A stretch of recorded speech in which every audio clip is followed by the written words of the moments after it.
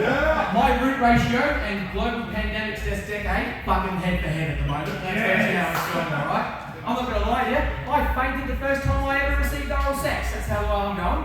I don't mean that I blacked out, I just generally fainted. I wasn't drunk, I was stone cold sober. The first time I dipped my toe in the sexual waters ended up with me waking up on the girl's couch with a blanket over me, naked, and the dad going, "Don't worry, Todd, we called your mum, she's coming to pick you up."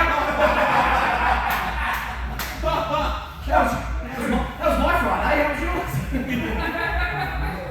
But it is true, like there's going to be a lot of stuff like that. Like funny enough, during the Fringe, I actually did stand up 4 times completely naked. That is a true story. I love spending an hour naked on stage in front of about 300 people overall. Not many problems, but there was a little standing. Hey! I actually did have one issue on the 4th gig. There's no easy way to kind of tiptoe around this. I had to run into the microphone cord. There's no way, it kind of got stuck on. The best way is I get it into the casino and play that big wheel.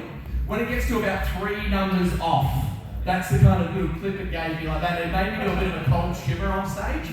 I've never been heckled by like a microphone or anything like that before. Shaved my tank for the first time to do that show. That's one of the most terrible things. See, that don't Fear Factor. That'll get you $50 to move Dan's wings. That's fucking terrible. Right, the main reason I shaved my tank was because I gave myself a neat and tidy and I was worried about like there being good. You know when someone has a mullet and they just shave the side bits and they're just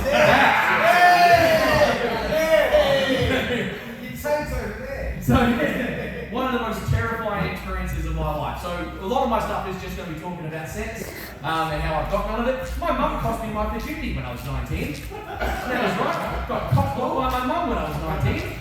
All the stars aligned, and I lived in a granny flat at the time in a place called Two Wells, and I brought the girl home. We tried to sneak out to the granny flat. My mum was out the back having a durry, and I said, "Mum, this is such and such, this is Mum, we're going to go to my granny flat and watch a movie." Right? This is nearly 20 years ago, so Netflix didn't exist. We know what that meant, right? Dad knew what it meant, gave me a wink, gave me a thumbs up, you enjoy that movie, son. We're halfway through doing the deed. My mum thought we were going to watch a movie, the door swings open, she walks in with 2 cups of tea. Sees what we're doing, drops the tea, really damages the mood in the carpet, right? But eventually I apologised to the girl, said, "I'll show you out, I'm so sorry this has happened, I'm driving back to Gawler."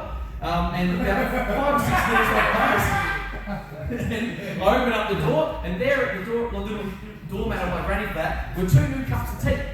With a note next to it just saying, "When you're done," with a smiley face on it. Oh, yeah, biscuits.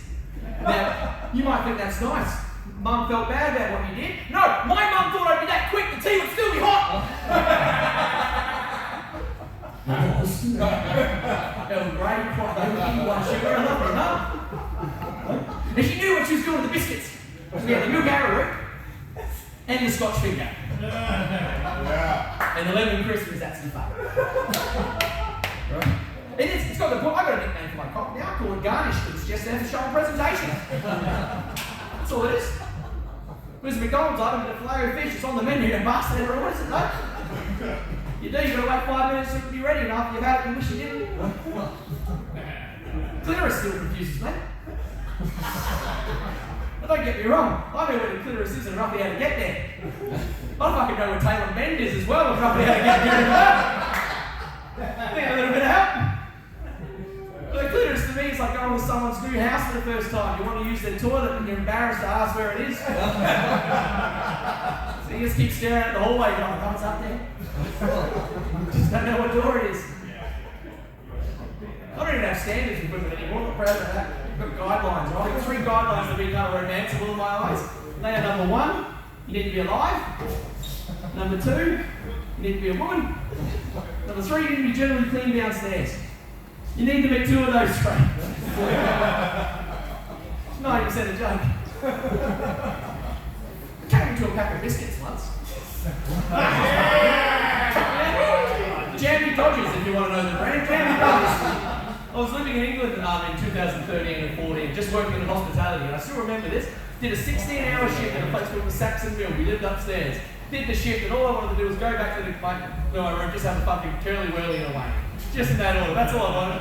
Curly whirly and away.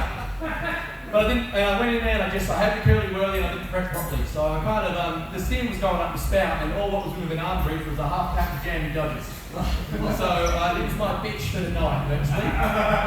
The worst part is I thought I tried to salvage the last few at the back, and I couldn't because they just looked like ice bobos.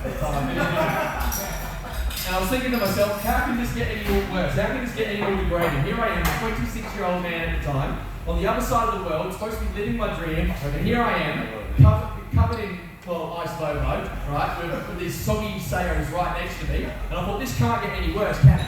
And at that very moment, the door flung open, and my mum walked in with 2 cups of tea. Thanks for coming out and supporting local. This man's great. Give a round of applause.